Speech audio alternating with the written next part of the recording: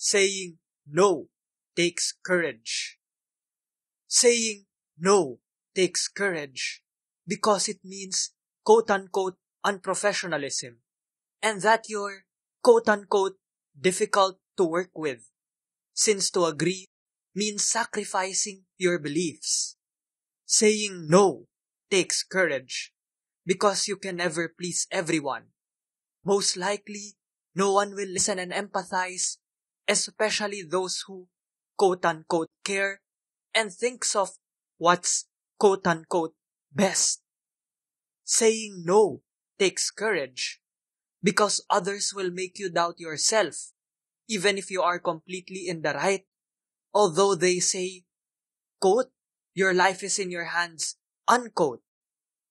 Saying no takes courage because going against the flow offends, for it cuts off the fence-sitters who only use you for their convenience. Saying no takes courage because the road is surely lonely, but it's the only way to break free, to be who you truly want to be. Saying no takes courage because only hope will keep you alive and sustain you to go forward, to reach your goals, and to bloom and grow. Saying no takes courage